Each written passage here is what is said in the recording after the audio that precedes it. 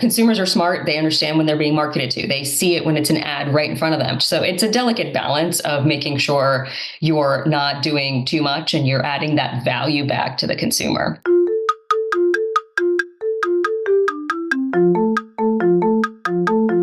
Are you a fitness-loving foodie?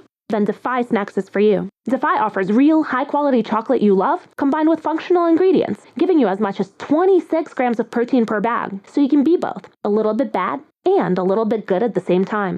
As a female-owned brand, Defy dedicates a portion of its profits to other women-owned businesses. Currently sold in the US, you can find us on defy.snacks.com and follow us on social at Defy Snacks.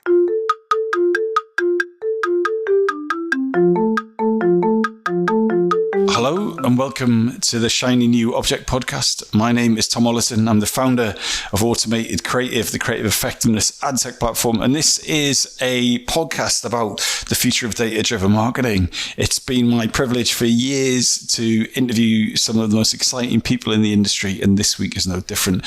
I'm on a call with Irina Finerman, who's a creative marketing leader at some of the most impressive entertainment companies over the last few years. So Irina, for anyone who doesn't know who you are and what you do, could you give us a bit of background? Sure. Yeah. I've been in marketing for, quite a few years. Most of those years have been within the entertainment TV space. Started my career at MTV, then went over to NBC News and spent a long time there doing short form production. So I was what they called at the time a digital journalist, a multi-hyphenate before it was popular. We were producing, editing, writing, filming our own content for NBC News digital properties and affiliates. And then I stayed within NBC Universal, but switched over to the entertainment cable side of the business, working at USA Network, where I really pivoted into more of that strategic marketing type of role, doing a lot more digital content development, marketing strategy, social strategy, really, thinking about how to bring our shows to market and how to continually engage with our fan bases in interactive ways.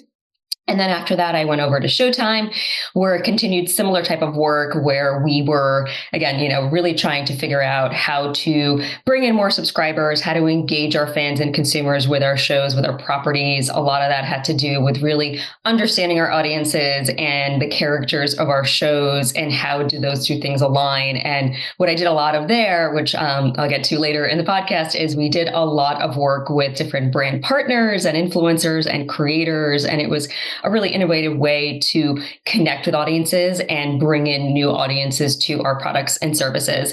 And then most recently, I was at a fintech doing brand marketing and social there as well, bringing a lot of that creative type of strategic vision that I honed at entertainment companies and elevating the creative at a fintech. So it's definitely been a very type of, background for me. And I've always got to do a lot of different things, which is just how I like it. But yeah, I'm excited to be here and excited to talk to you, Tom. So in that career, what have been those bad recommendations that you've heard that in retrospect actually weren't good advice, even though they were given as if it was? Yeah, I think sometimes what happens in, big companies or big teams is people will say, stay in your lane, or this is not what you do or your team does here. This is not how we do it here. And to me, I've always worked in small teams where I've had to wear a lot of hats and I've had to do multiple things and I've had to cross collaborate with so many different teams that to me, that is not a good way to work. That's not a good way to set up a team.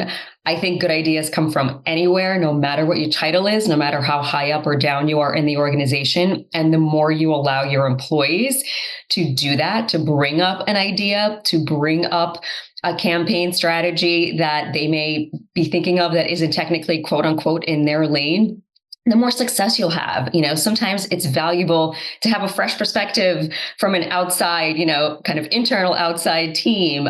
You might be so far down working on your own project that you just have tunnel vision, and somebody from another group giving you a fresh perspective really makes you see something in a different way. At the end of the day, especially me who worked in entertainment for so long, we were all consumers. We were all watching content. We were all watching TV. So somebody's idea or somebody's, POV on a campaign tactic was just as valuable, because at the end of the day, they're a consumer going home and, watching something. We're trying to promote or sell them something, get them to sign up for the product. So to me, I thought that's always been a bit of a debilitating way to work, of keeping people very much within certain parameters, was very limiting. And I think, if you're open to collaboration and trying new approaches, you usually uncover a really interesting take or a better, more efficient way to do something, or again, just that fresh perspective. So what is your best bit of advice to do when it comes to data-driven marketing? What is that silver bullet bit of knowledge that you find yourself sharing most often? Yeah, I think to me, and it's not just about data-driven marketing, I think it's just marketing in general, is really make sure you have proper context for the data, especially, right? Like if you're looking at video views for a post you did, or social engagement, or you see a spike in your email open rate, dig in deeper to understand, why is this happening? Was it, some sort of holiday or promotion? Was it something that happened culturally in the world? That's why you have the uptick. Same thing if it's something, didn't perform well.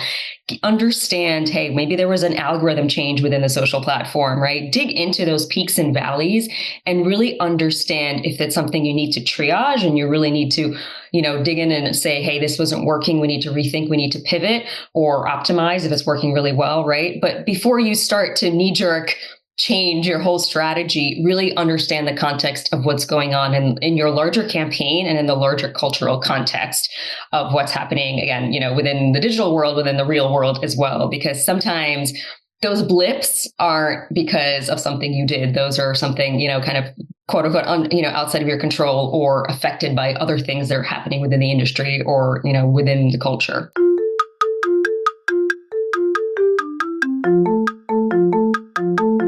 So we're going to move on now to your shiny new object, which is influencer marketing and the creator economy. So some people will be listening to this going, this isn't a shiny new object. So I'm curious to know why you've chosen this as your object and what makes it exciting and relevant for you as a data-driven marketer now. Yeah. And again, definitely not shiny and new for me. I've been working in this space for quite a while and using various tactics within my projects, especially at Showtime. But I think what's interesting to note is I keep seeing more and more studies, more and more articles come out that it keeps growing. And even the term used to be influencer marketing, more and more I'm seeing it as the creator economy because it's having such a big impact.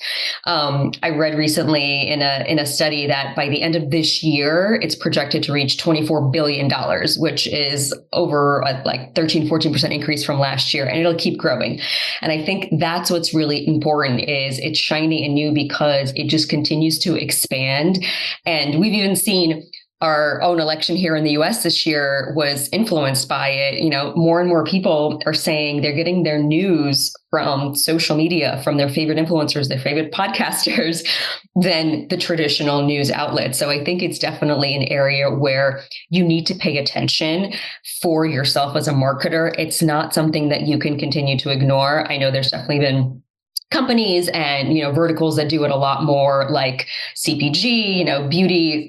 We talked about TikTok when we were, getting ready for this call, and I'm definitely on it a lot. My kids are on it a lot. I've definitely been influenced and bought some products here and there, or I'll go and try to, look something up before I'm buying it.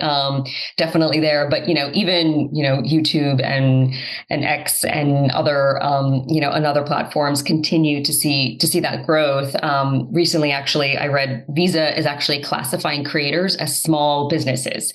They're actually seeing that value in them, and that is also allowing them to benefit from some of the ways that, as they're classified as owners, it opens up some more financial opportunity for them. Again, back to that creator economy angle, right?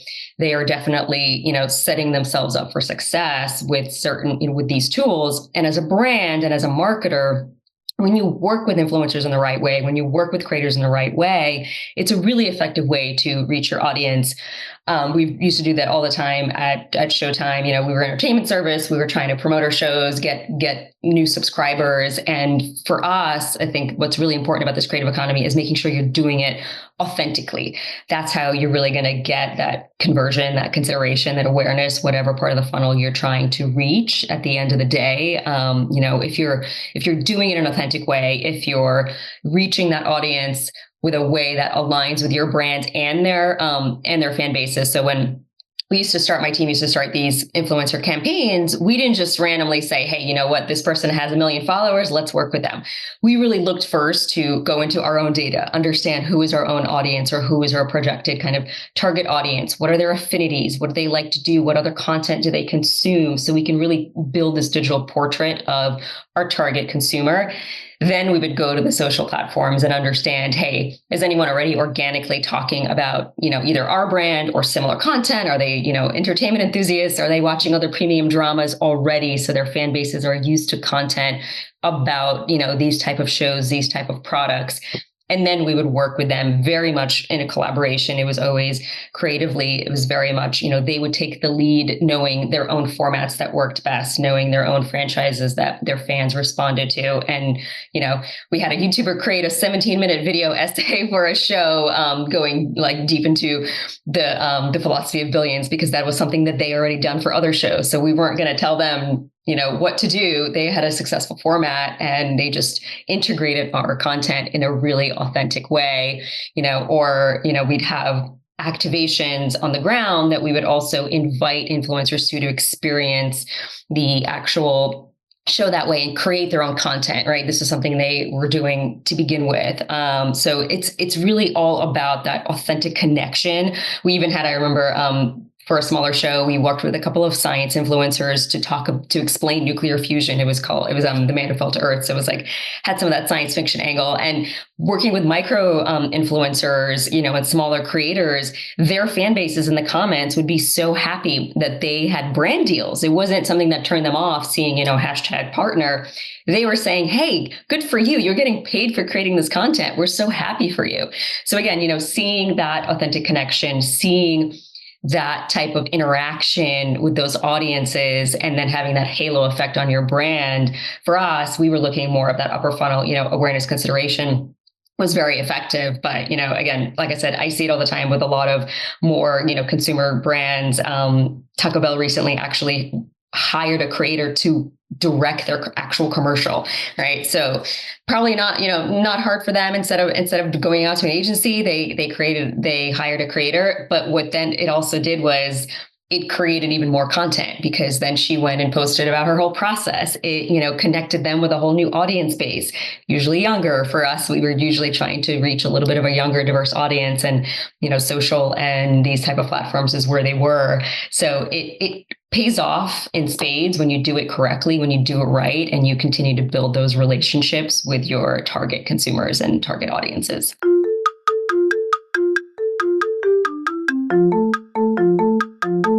This episode of the Shiny New Object podcast is brought to you in partnership with MadFest. Whether it's live in London or streamed online to the global marketing community, you can always expect a distinctive and daring blend of fast-paced content, startup innovation pitches, and unconventional entertainment from MadFest events. You'll find me causing trouble on stage, recording live versions of this podcast, and sharing a beer with the nicest and most influential people in marketing. Check it out at www.madfestlondon.com.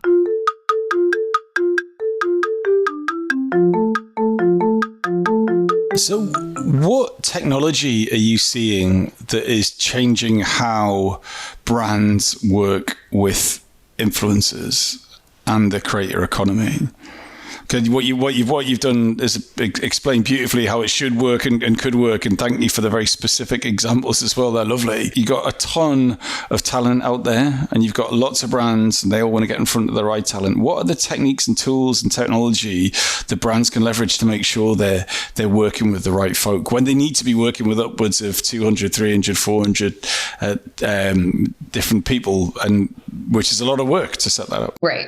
Yeah, there's definitely quite a few influencer platforms out there that really help you understand the deep metrics, right? The data. When you're starting, like I said, when you're starting off to trying to understand who would align really well with your campaigns, it'll show you things like, their core demos, their male-female split, their geographic location. If you're trying to find a global influencer or somebody that has global reach, right? You get their engagement rates, their video rates, click-through rates, if it's a product. So things like that, where either from the platform themselves that do have actual tools to find creators themselves, or oftentimes you're working with specific influencer platforms, or even in the case where you're working directly with the creator or their reps or their agents, they're pulling that data for you. And that's really important to look into that, because at the end of the day, for you to understand if you're going to get the ROI right on your proposed campaign, you want to make sure you're reaching that audience that you're targeting, right? You want to make sure that it's got the best chance to align with those goals and with that audience. So digging into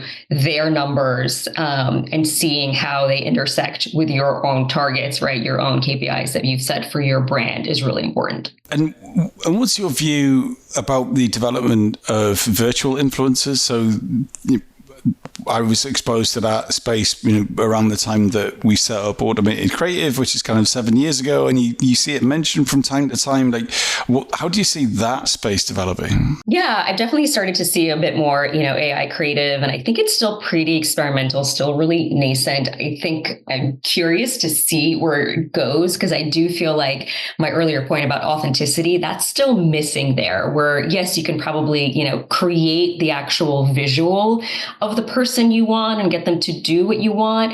What's really engaging about the creators and why fans follow them is their tone, their style, right? Usually it's like quirky things they do, or their offbeat humor, or, they're doing it with their friends or their family or whatnot. So I'm curious to see how that continues to develop, because I think as like a single person trying to sell you something straight to camera, that can kind of, probably be achieved by these AI creators. But I think that human authenticity, that connection, right, that goes down to why we engage with people on social media and these type of creators, to me, that's not there yet. And I don't know if it will be. Again, it's really that human spark, right? That's even when we're playing with our AI tools and getting it to write copy for us. Oftentimes, you still have to finesse it. It's still missing that spark. So I'm curious to see, how it continues to develop. But I think right now it's really more about, like you said, it helps with some efficiency, right? It definitely helps with targeting if you're also surrounding your campaigns with media targeting and ad targeting, or, creating a couple of different versions of a paid ad or a social ad. I've done that, or emails to create customization or maybe even personalization, right? It has the capacity to do that. But to a degree, I think the type of content I'm speaking about really right now, I haven't seen done well with AI creators or virtual influencers.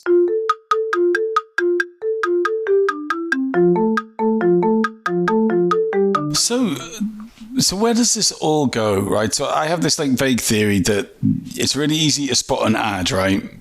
Because there's a series of tropes that just always show up in ads, right? There's a tone, there's a presentation that makes an ad so easy to spot. But really, influencer content that is promoting a product is an ad. But because it's so recent in terms of the history of advertising, that it's a lot harder for a lot of people, myself included, to even see it as an ad. So even if I'm working, creator says I'm working with this brand or I'm promoting this product, or if it's more passive than that, it's still an ad, however you want to cut it, influencer or authentic or not.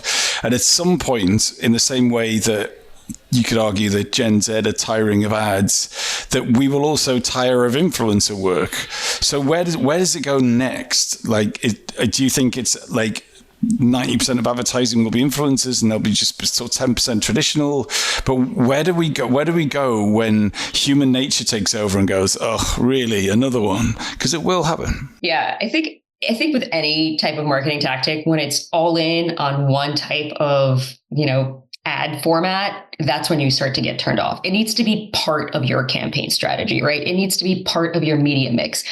It's, again, in the US, you have to put your FTC disclosures. You have to, you have your hashtag ads, SponCon, partner, what have you that your legal team will approve. So, consumers are smart. They understand when they're being marketed to. They see it when it's an ad right in front of them.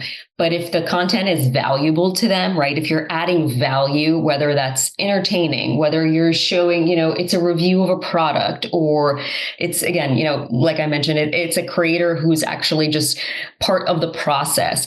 That's where it continues to be valuable, and it just continues to be part of your mix. I don't think TV advertising, digital advertising will go away. It has to be there, and it's different ways to reach different audiences, right? Yes, right now with influencers and creators, you definitely go younger. And obviously, the ones that are growing up with it, the Gen Zs and the alphas are the digital natives, will continue to understand that as a tactic. But then, I'm sure some other thing will come up. So I think it's all just needs to be part of your mix to reach the audience. It takes usually at least 5 to 8 different, touch points for somebody to actually purchase or interact with your brand, right? And it can't all be the same thing. If when I'm watching a streaming service that has ads and I get the same ad 5 times, that doesn't make me more likely to buy it. But I'll watch it there, and then it'll come up in paid social, and then it'll come up somewhere else. And you start to see it surround yourself in various formats. And that's when that brand recall helps a little bit. And it starts to actually stick in more, where I think if it's all in on one channel, you start to get turned off because it's okay, I get it. I get the point. Like you said, right? Too much. It's too much. So it's a delicate balance of making sure you're not doing too much and you're adding that value back to the consumer. So unfortunately, Irina, we are at the end of the podcast. I would love to carry on talking about this, but I have to draw the line somewhere. So if someone wanted to get in touch with you about the influencer marketing and the creator economy, or anything else that you've talked about today, where is a good place, and what makes a really good outreach message to you that you'll reply to? Yeah. LinkedIn is probably the best. It's Irina Finerman, my full name there. And it's probably been said before, but it's really making sure the message is relevant. You probably, like me, have gotten so many, cold call emails that are completely irrelevant to what you do or the type of content you publish, where if somebody just takes 5 minutes to skim my LinkedIn profile and see the kind of work I've done and the kind of places I worked at, and then crafts a message that is actually relevant to something that I would be interested in, or a way to have the conversation. And again, back to that authenticity, right? Don't just kind of sell. Tell me a little bit about, yourself or what you're looking for, why you want to talk to me in an interesting way. And especially if you make that little personal connection of showing me, hey, you did a little bit of homework before you reached out to me. That's really what's going to go a long way, which again, I think is true for most of us. Irina, thank you so much for your time. Yes, thank you.